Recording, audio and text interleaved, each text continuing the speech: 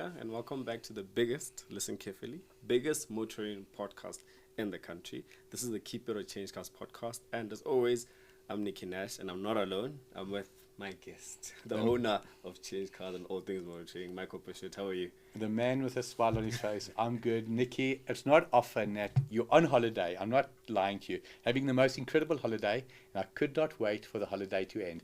That is God's honest truth. I'm just so amped for 2025. You made a comment about the biggest podcast. I think the thing that's very important for me, who's copying us? Are lots of people copying us? We're not going to mention names. Yeah, definitely. I think people are seeing that, okay, motoring podcasts are a thing, so let's also do it. There's nothing wrong with that. I think it keeps us on our toes, and obviously it's good to have colleagues and all that doing their own thing as well. So I think it's just important. Maybe the information will be the difference in all our podcasts. But I think the absolute key, as a team, what we are looking to do is share our knowledge. You've got an incredible knowledge of the latest, greatest cars. 100%. I've got a good knowledge of the older stuff because I've been doing it for, believe it or not, 34 years this year. And it just gives us great pleasure. Do you know how many calls a day we're getting, Nicky? How many WhatsApps, how many emails? And it's just such a pleasure. Hi, my name is, I saw you on the podcast. Can I ask you? Don't ask me a silly question. You can ask with pleasure. Please reach out to us. Yeah, I think it's amazing to see, like you're always sending me screenshots, and I see the emails as well of people reaching out, and that's exactly what we want. We want you guys to reach out. If you're looking at buying a vehicle, reach out. If you're looking at selling your vehicle and getting another vehicle, reach out. We always put our numbers and our contact details on the screen for you guys to see. Michael Pashut is very open about that. He even comments on the TikTok page as well. You see his numbers there. So we want to engage with you guys, because this, like I said, we always say, this podcast is not about myself or you. It's about you guys and what you guys would like to know from us, and we try our best to give you the knowledge. But how's the break for you? The break was superb, but just taking that one step further, in 2025, I sincerely believe that it's not a mistake that you or I or any of our listeners and viewers could make that hasn't already been made. 100%. You ask the right people, hey guys, I'm looking to take the installment over 84 months. Is that the right thing to do? No, take it over 60 months. I'm looking at a high mileage German car. Quickly on that, high mileage German car, how many views? And whatever you say is going to be wrong. That video yesterday when you showed me, when I checked, it was at 1.2 million views. So obviously I checked yesterday, so I'm not going to check today. I must probably check today in the evening. Michael walks into the studio.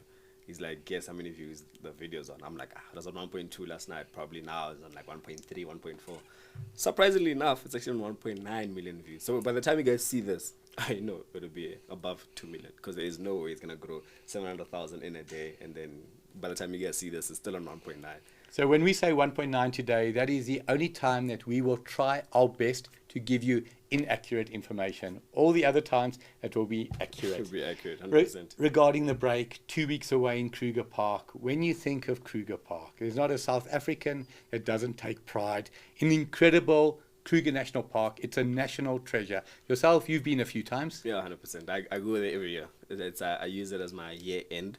I went there the last weekend of November, Kruger Park.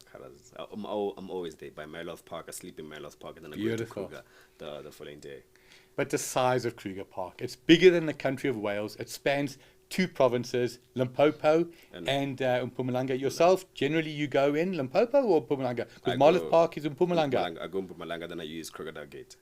You see, he's a homeboy from Limpopo, but he spreads the love across the other provinces. 100%. What are you driving today? My personal vehicle, the love of my life, the City Golf. If you ever ask Nicky, are you single?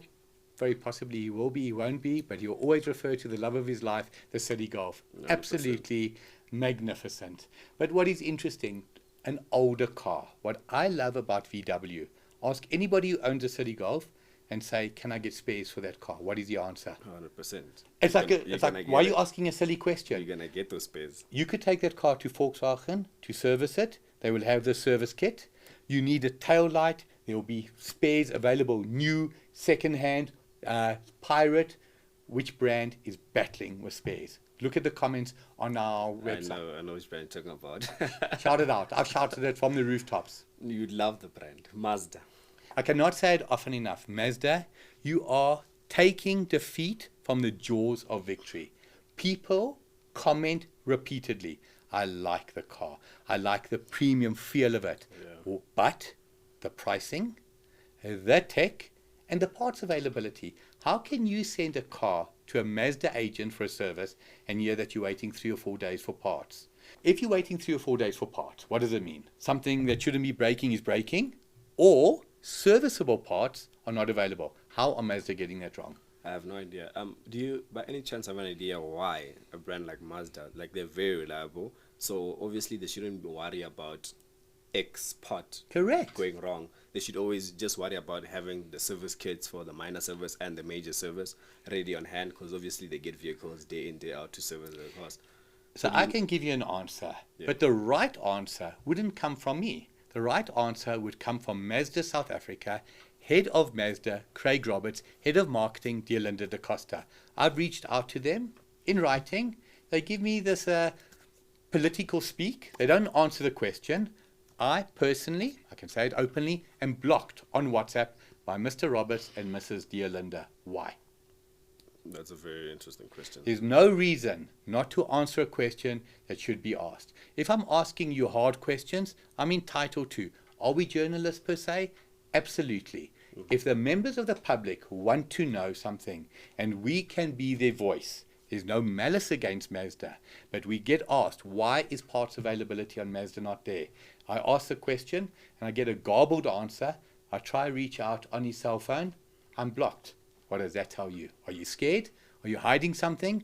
Or are you taking the right approach, in your opinion? I think, for me personally, I think it's the wrong approach. Even if, worst case scenario, their answer from Mazda South Africa was, unfortunately, we can't bring in parts from Japan and all that stuff because it takes us 2 weeks to get a specific part. Yes. Because there's people commenting, asking us, because they know that we have access to the OEMs. So because like a general person that owns a Mazda CX-5 is wondering why they're not getting the part. Correct. They can't go and ask the MD, the marketing team, or those departments. You can't get hold of those people. Because they don't know them, whereas we can. Correct. So we are I'd like to say we're like a broker, the middleman between Correct. the consumer and the OEM. So if you ask the question, I best believe the OEM should be able to tell us the truth.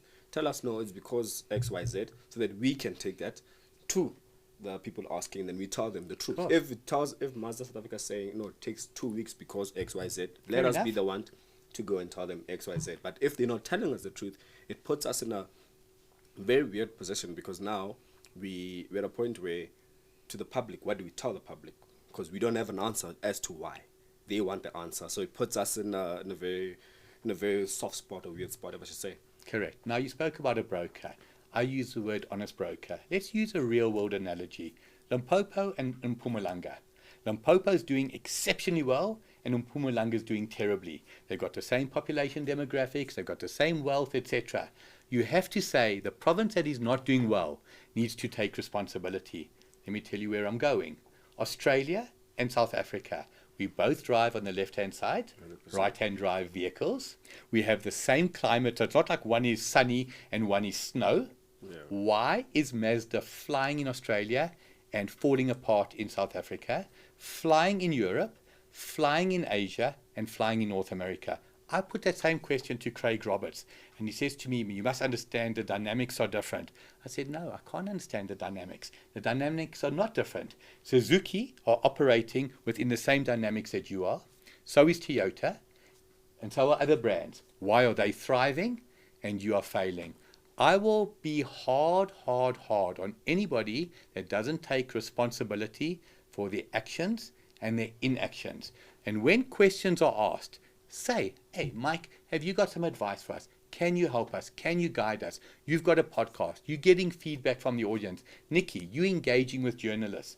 Please let us know how we can help. What is their attitude? Ostrich head in the sand. Can't respect that. Yeah, and I personally, and like we always say, like the Mazda product. Everything aside, let's take out the marketing team, the MD, let's take out the people aspect of things aside.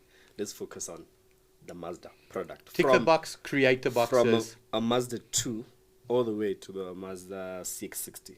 Beautiful products. Like, quality-wise, there's honestly nothing for that. Even Toyota, in terms of quality, doesn't come close to Mazda literally at every single point, unless if you're looking at obviously the Land Cruisers and the LC300s and all that stuff. But from an entry level, point of view, Mazda 2, Mazda CX-30, Mazda CX-5, there's honestly quality-wise, and also the car's quite reliable. So they have an upper hand to the Chinese, because you speak about a Chinese car, is it reliable? We don't know.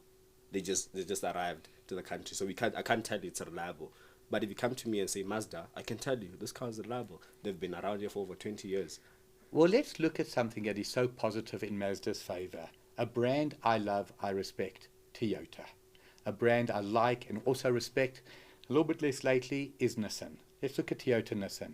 Toyota, nobody says, wow, absolute premium, but they do say reliability, longevity, future resale value. You want Toyota premium, you go to Lexus. 100%. Nissan, same thing as Toyota. You want Nissan premium, overseas, you get Infinity. Mazda don't have that. Why? Because they've got the Japanese values of reliability and longevity with the premium already built in. Mazda should be, in my opinion, in South Africa, like they are in Australia, competing with Toyota and competing with Audi, BMW, and Mercedes. Yeah, they should be in the top 10. Easily should be in the top 10, but they're not. 100%. If they're in the top 10 in every other country where they compete and they're not in South Africa, Mazda head office, looking at you, unblock me on WhatsApp. I'll give you the advice. 100%. Talking about brands. I was about to say, you mentioned Nissan. That's very interesting, because apparently there's a merge happening. Want to speak more about that? But now what is interesting, 3 months ago, I made a prediction, and it wasn't with any malice again, that I said 4 brands in South Africa are under duress. Mitsubishi, Mazda, Nissan and Honda, and all for different reasons. Let's focus on Nissan and Honda, starting with Nissan. Nissan lack a product range in South Africa, but their problems extend beyond South Africa. Mazda's problems don't extend beyond South Africa. Mazda's problems are unique to South Africa. Nissan has got a challenge internationally, so they're going to merge with the brand that is Honda. What do you think of the merge? Personally, I think it will be amazing. I'll tell you why after you tell me what you think. Well, I was a bit shocked when I thought about it, because I don't see a Honda and a Mazda, a Honda and a Nissan. You don't have to worry. Honda and Mazda aren't mating. I don't see a Honda and a Nissan come together. Like I'd never thought of that would be, because you did pose the question which brand would merge with Nissan, and I never thought Honda. But now that I think of it, Honda does have quite a bit of a product range throughout, literally from the entry level point. I think merging with Nissan, it will definitely do something, and I think hopefully for the better for both brands, because locally both brands are not where they would love to be. So I'm going to share with you in a moment my challenge with Honda locally. But let's just look at merging. Ford Ranger, is it a top selling bakkie? 100%. VW Amarok, is it a top selling bakkie? Not top, but it's... But it's a premium bakkie. Do they share similarities? They don't share. It's exactly the same thing. 100%. So what you've done is you've taken VW, that was a luxury German car maker, and you've given them a reason to have a double cab. Where am I going with this? Honda. What bakkies does Honda have internationally? They don't, that I know of. All of a sudden, Honda will have a bakkie capability in certain markets. So for me, very, very clever. That's what I'm thinking. You take the Nissan Patrol, an absolute landmark vehicle in Australia, an absolute landmark vehicle in the Middle East. Honda don't have that. Yet Honda will have their unique Honda following in those countries. Now when you say to a person, you can buy, it won't be called a Patrol obviously, but a Honda Tomahawk. And person says, wow, have you seen this new incredible behemoth of a vehicle that Honda are making? I think the merge will be great. But getting back to Honda in South Africa, Mazda I've got an issue with because I find their marketing team close-minded and unapproachable. With Honda, I don't have the same challenges. What is the one thing about Honda that always strikes you in the South African market if you compared it to the 80s, the 90s and today? Where have Honda failed? Honestly, I can't think of a place they failed, because it's a quiet brand. It's not a brand that's out there. Like, it's a brand, if I to go to someone, I'm like, name 10 brands in the country. It ain't going to be Honda. Ain't going to be Honda. But Honda's still, surprisingly, selling vehicles to a certain extent. So we spoke about Mazda being a premium product and excellent cars. I think Honda truly, find anybody that says, my Honda CR-V has given me trouble. or it shouldn't. It's a Honda. Mileage on your Honda CR-V, you won't believe I'm approaching 350,000. That is an excellent brand. But Honda, for me, won one award, and you'll never get what that award is. What award should I give them? Honda. You'll never get it. If you get it, promise you, you'll see, he won't get it. And this is not set up. This is not what we do. One award that you'd give to Honda. Starts with a C. See. You see it in the army. I have no idea what you're talking about. Camouflage. Oh. They are missing in action. If you want to give Honda South Africa, Honda internationally, an award, it is a camouflage award. Allow me to explain. Formula One. Do you follow Formula One? Yeah, I do.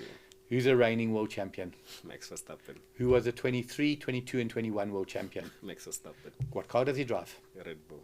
What's the engine that powers that car? Honda. Now, you ask your average South African, male or female, who doesn't follow Formula One, who powers that car? I don't even know. Do cars have engines? They'll say maybe a Ferrari engine, maybe a Mercedes engine. Yeah. How many people will say Honda? Formula One fans. That's it. So now, listen where I'm going. You've got the reigning 4-time world champion, powered by Honda.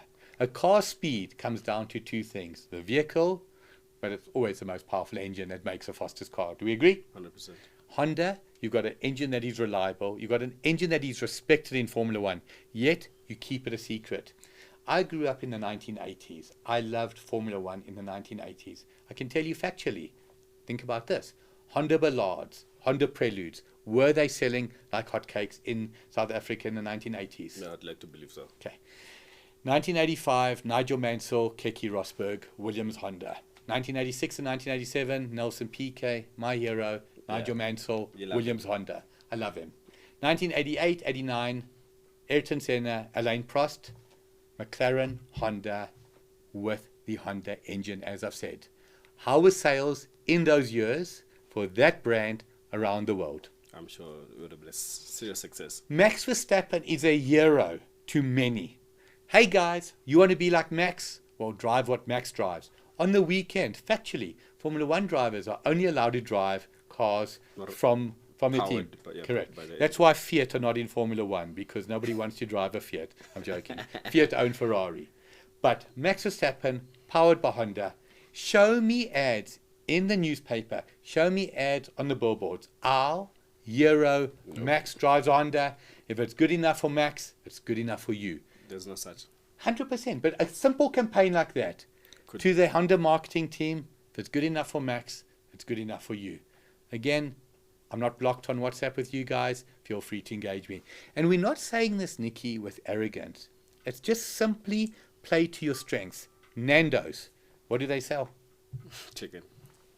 What do they market? They market how wonderful it is to go to Nando's, but the best quality peri-peri chicken in South Africa is identified with who? The best peri-peri? Chicken in South Africa? Chicken Licken. That's what I was thinking.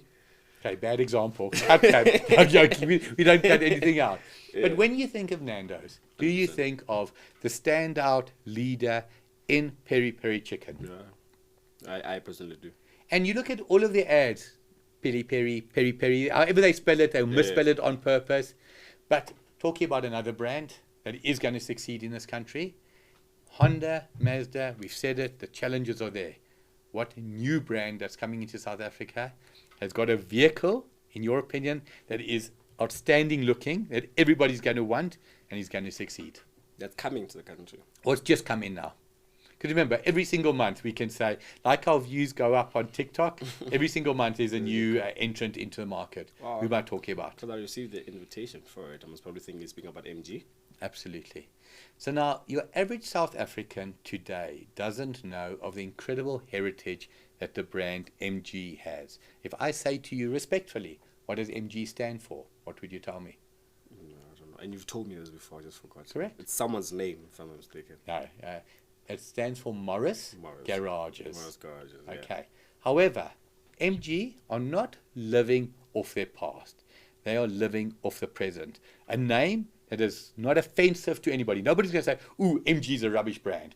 MG's got a decent legacy, clean, but it's their latest brand. How do you pronounce it? The Cyberster? Yeah.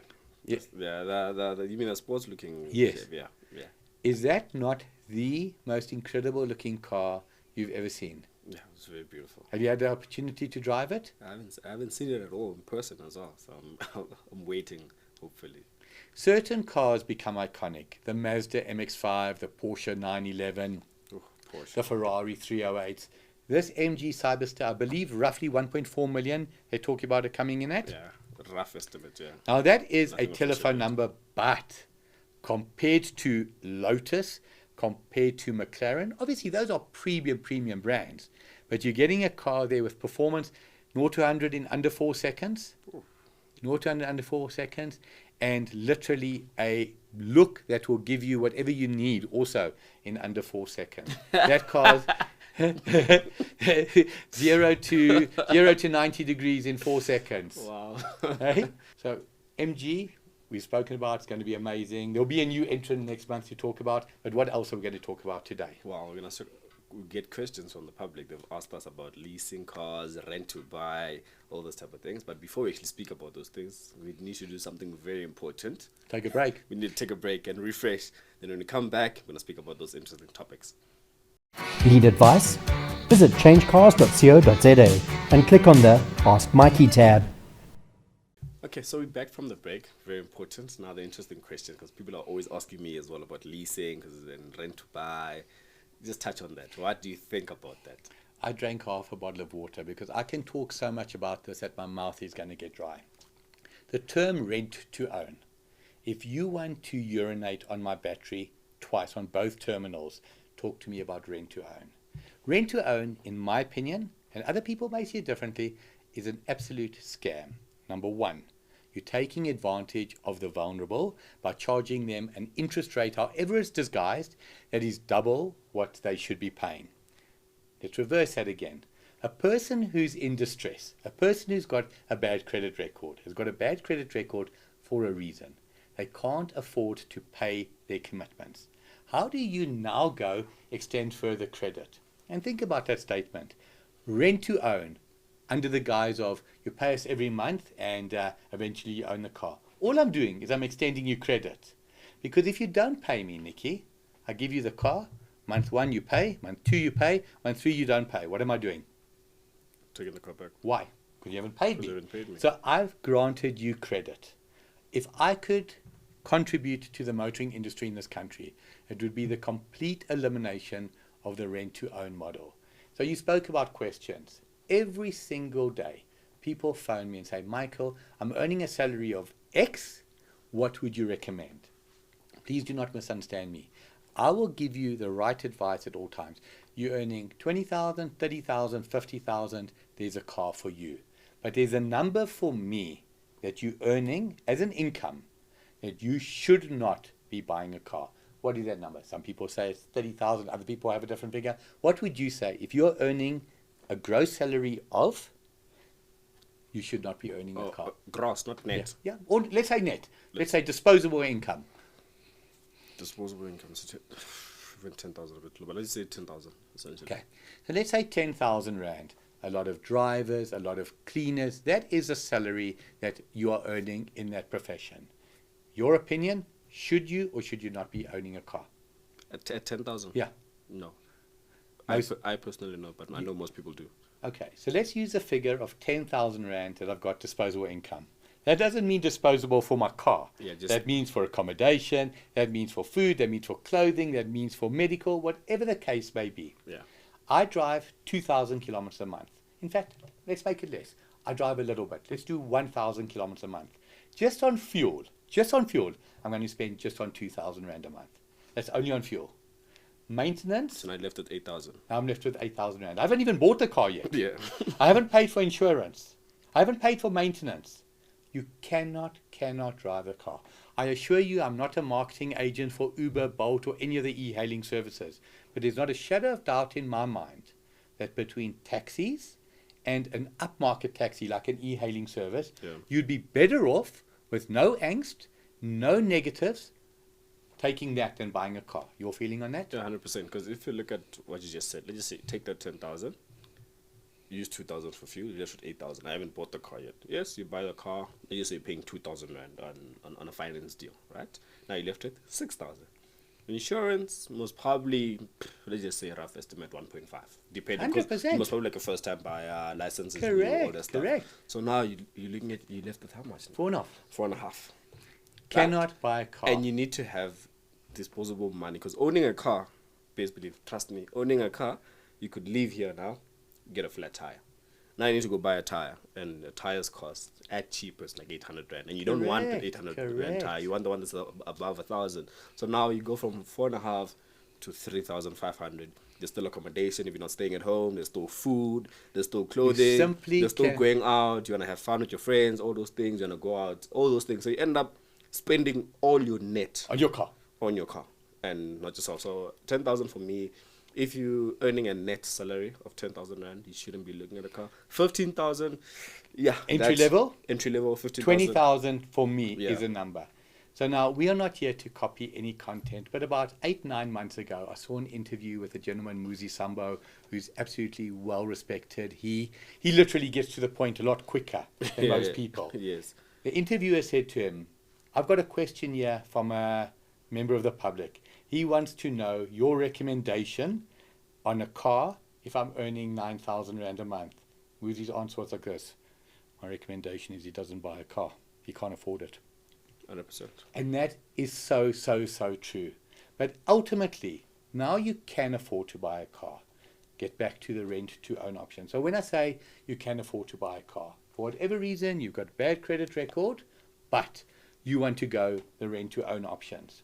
When you finance a car through a commercial bank of our choice, Westbank, for every 100,000 rand, 2,400 rand per month. You buy a car from a rent-to-own company, remember that number, 2,400 rand for a 100,000 rand car is what you'd pay to Westbank over 60 months with no deposit. I'll guarantee on a rent-to-own company, that will be 4,300, 4,400. That's literally double. Literally double. Remember, there's no interest rate. We're just giving you a payment. It's like if I go to Avis and I wanted to hire a VW Polo, per day they'll charge me maybe 700 rand. That's 21,000 rand per month. That same Polo I could buy for 6,500. That's what rent to own is. Avis do it as a short-term rental. Absolutely understand their rates are competitive. But the rent to own companies, what they are doing is they're taking advantage of the vulnerable. So 2 pieces of advice. Always keep your record clear. Try buy a vehicle with traditional bank finance.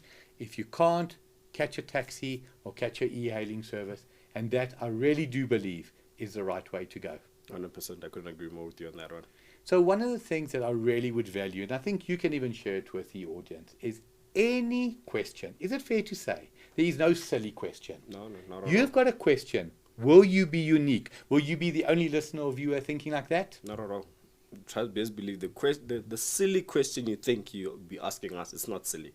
Yes, There's exactly. hundreds of people that are thinking the exact same question. Some of them are just afraid to ask. So you asking us a question, best believe there's no silly question. Even if you're asking me, is my civic golf reliable? You know, those type of things. There's no silly question, honestly. The only silly question you can ask is, do I have the WhatsApp number for the MD of Mazda South Africa? I do, but it's inoperational. 2 weeks from now, we're back in studio. 100%. Going to be sharing some of your questions. Appreciate it. Another great podcast, I think. 100%. I'm putting up a challenge for you, actually.